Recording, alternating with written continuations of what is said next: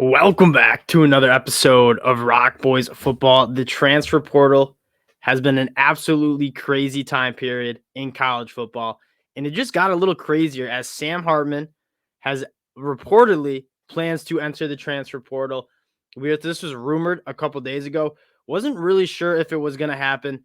It sounds like it is going to happen, and with a lot of quarterbacks already finding their destinations, quarterbacks that have already entered the transfer portal, Sam Hartman probably becomes the most sought after quarterback in the portal. Before we get into the player, Sam Hartman, obviously, I'm a Forest fan, seen him play a lot of football and potentially where he'll go. I just want to say thank you guys for the support you guys have shown. Again, if you do enjoy the content, you like talking ball, consider subscribing. The support you guys have shown truly does mean a lot. And if you do want to support the channel, the best way you can do is to subscribe to the channel. Let's get into just this quarterback frenzy in the transfer portal. A lot of good Power 5 starting quarterbacks have entered the transfer portal. Devin Leary being ranked the highest. He's already at Kentucky. Grayson McCall, a lot of question marks about his paperwork and eligibility. I know a lot of teams want him, but they're still trying to figure out how they can get him into school. Hudson Card just commits to Purdue last night. A lot of those top guys have already found landing spots. And that becomes Sam Hartman is going to be the most sought after quarterback in the portal. Now, you take a look at what Sam Hartman has done over his college career.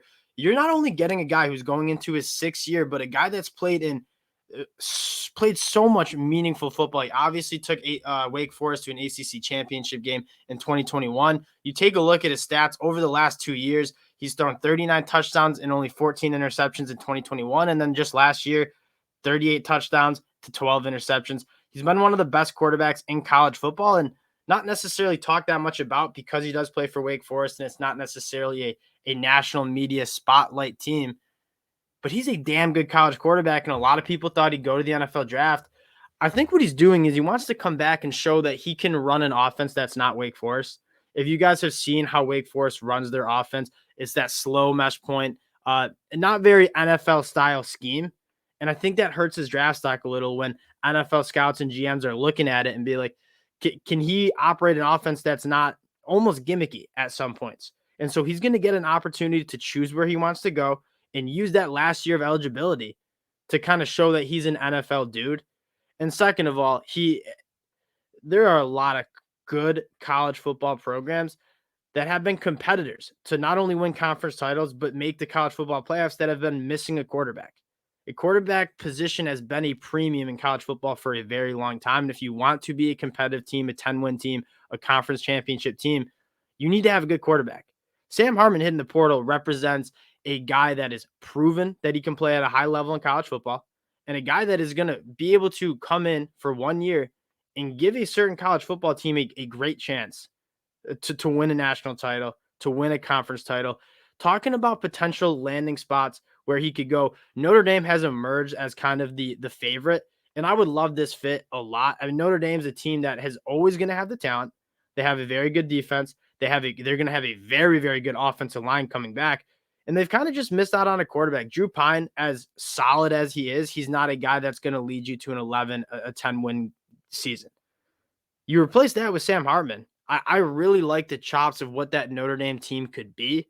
And it'd be a nice situation for Tyler Buchner, who, to be honest, we didn't see much of him. We'll see him in the bowl game, hopefully. He seemed a little overwhelmed. He didn't play a lot of football in high school due to injury. And then he got his first start against Ohio State, and it seemed like a lot for him. And having a veteran guy in Sam Hartman who's played 5 seasons of college football to come into that quarterback room and not only provide you with a very, very good college football quarterback who's, again, thrown in his last 2 seasons for 35-plus touchdowns in back-to-back seasons, but also kind of be a veteran leader for Tyler Buchner, who probably is the future of that Notre Dame quarterback room.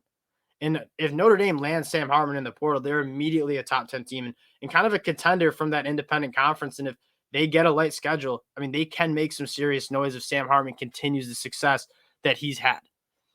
And Notre Dame's kind of running out of prospects. I think the last 2 guys that are really sought after transfer guys, Grayson McCall, who, if he's having problems with paperwork getting into Miami, that seems to be a tough ask for him to be transferring to Notre Dame. And then the other guy, Brennan Armstrong from Virginia. And again, if you go back to Virginia and what they look like with Brennan Armstrong in 2021, He 31 touchdowns to 10 interceptions. He threw for 4,500 yards. Brendan Armstrong is one of the best quarterbacks in the country in 2021.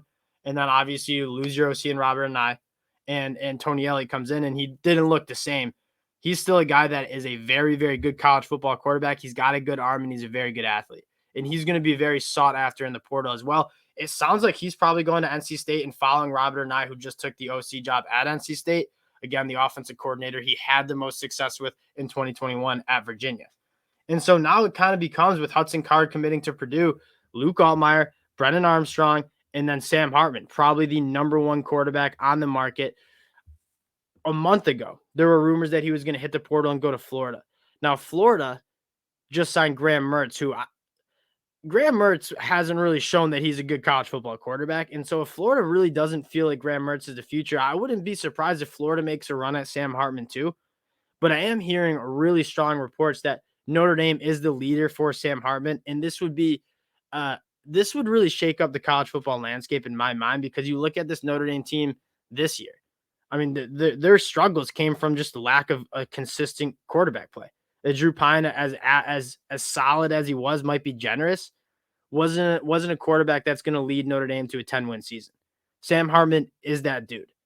Some other quarterback landing spots. I know Texas A&M, you have Connor Wigman, but he's still a young kid. And if you're looking for a guy that comes in and kind of gives you that 1 year spot of eligibility to kind of, Sam Hartman's not a guy that you're building your team around because you only got 1 more year of eligibility. Sam Hartman will be looking for a program that is ready to win now.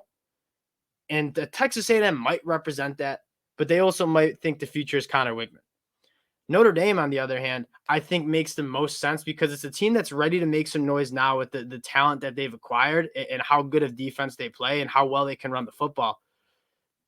That to me makes the most sense. There's some other programs that I'm sure will be giving Sam Hartman a call once he hits the portal, but it does seem like Notre Dame is the leader in the clubhouse to kind of land Sam Hartman.